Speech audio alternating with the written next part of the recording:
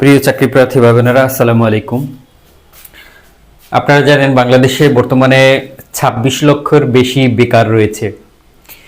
বর্তমানে একটি সরকারি চাকরি পাওয়া মানে একটি সোনার হরিণ পাওয়া। আপনারা জানেন প্রত্যেকটা সরকারি চাকরি যে কোনো গ্রেডেরই সবগুলো চাকরিই কিন্তু ভালো, কারণ এখানে আপনার সারা জীবনের একটা নিশ্চয়তা দিবে। সেজন্য আমি মনে করছি যে এই যে বড় বড় যে সার্কুলারগুলি আছে, যেমন ধরেন কম্পিউটার অপারেটরের বা স্বাতলিপি মুদ্রাক্ষরিক, যে কোনো একটা চাকরিতে যদি আপনি ঢুকতে পারেন প্রথম দিকে, পরে আস্তে আস্তে আপনি অভিজ্ঞতা হবে বা পড়াশোনা আপনি চাকরির পাশাপাশি করতে থাকবেন। অন্য চাকরিতে আপনি অন্য সরকারি চাকরি বা ১০ম গ্রেড বা ৯ম গ্রেডের সরকারি চাকরি যদি আপনি পেতে চান, তাহলে পাশাপাশি আপনি পড়াশোনা করতে পারেন। কিন্তু বেকারত্ব দূর করার জন্য, আপনার হতাশাকে দূর করার জন্য যে কোনো একটা চাকরি আগে আপনার নিশ্চিত করা দরকার। দেখেন, বড় একটি সার্কুলার প্রকাশ করেছে বাংলাদেশ জুডিশিয়াল সার্ভিস কমিশন সচিবালয়। দেখেন এখানে স্বাতলিপি মুদ্রাক্ষরিক কাম কম্পিউটার মুদ্রাক্ষরিক কম্পিউটার অপারেটর হলো ২৮৪টি। দেখেন এখানে আপনার দেখেন সর্বনিম্ন গতি লাগবে, স্বাতলিপির সর্বনিম্ন গতি হলো ইংরেজিতে ৭০ শব্দ এবং বাংলায় ৪৫ শব্দ আপনার কিন্তু লিখতে হবে।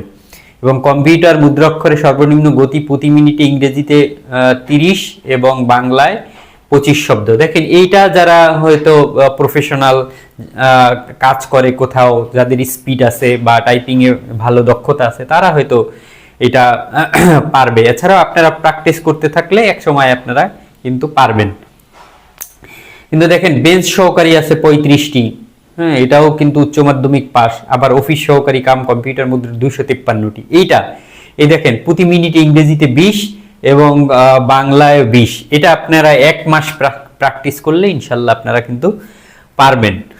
এছাড়াও নিয়োগ আছে দেখেন গাড়ি চালক, জারিকারক, দেখেন গ্রেড ১৯, ১৫৭টি পদ, যে কোনো বোর্ড হতে মাধ্যমিক, স্কুল সার্টিফিকেট পরীক্ষা বা সমমানের পরীক্ষায় উত্তীর্ণ। আপনারা এই যে কোনো চাকরি প্রত্যেকটা গ্রেডের, আপনি গ্রেড বেশি হলেও আপনাদের অসুবিধা নাই, এবং আপনার বেসিক বেতন কম হলেও সমস্যা নাই। প্রথম দিকে কম থাকবে, আস্তে আস্তে কিন্তু আপনারা ইনক্রিমেন্ট পেয়ে আপনাদের বেতন কিন্তু বাড়বে। আর একটা বিষয় হচ্ছে আপনারা বেকার থাকবেন না, আপনারা কোনো একটা কাজের মধ্যে থাকবেন। সেই সাথে যদি আপনি পড়াশোনা করেন, আপনি দেখবেন হতাশা দূর হয়ে যাবে। আপনার টাকাও প্রতি মাস শেষে আপনি পাচ্ছেন এবং সেই টাকা দিয়ে আপনি কিন্তু বই কিনবেন। তারপর হচ্ছে আপনি চাকরির পরীক্ষার প্রস্তুতি নেবেন এবং চাকরির পরীক্ষার আবেদন ফি লাগবে। অনেকেরই বিভিন্ন ধরনের সমস্যা আছে, কাউকে বাড়িতে সাপোর্ট দিতে হয়, তারপরে অনেকেই এই আবেদন ফি আপনাদের জোগাড় করতে অনেক কষ্ট হয়ে যায়। তাদের জন্য হচ্ছে প্রথম দিকে যে কোনো একটা চাকরি, যে কোনো গ্রেডের একটা চাকরি নিশ্চিত করা দরকার। সেজন্য আমি বলবো আপনারা যারা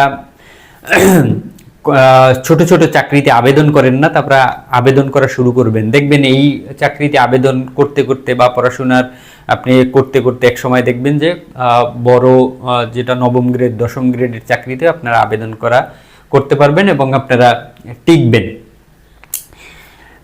আর একটা বিষয় হচ্ছে কম্পিউটার অপারেটরে প্রত্যেকটা সার্কুলারই দেখবেন যে কম্পিউটার অপারেটর আছে। কম্পিউটার অপারেটরের অনেক পদ থাকে, কারণ এখন দেখেন যে সবগুলো প্রতিষ্ঠানই আগের মতো অ্যানালগ নাই, ডিজিটাল হয়ে যাচ্ছে, কম্পিউটারাইজড হয়ে যাচ্ছে। সেজন্য প্রত্যেকটা প্রতিষ্ঠানেই কিন্তু কম্পিউটার অপারেটর লাগতেছে। এটা যদি আপনি শিখেন, তাহলে কোথাও না কোথাও আপনার চাকরি কিন্তু হবেই।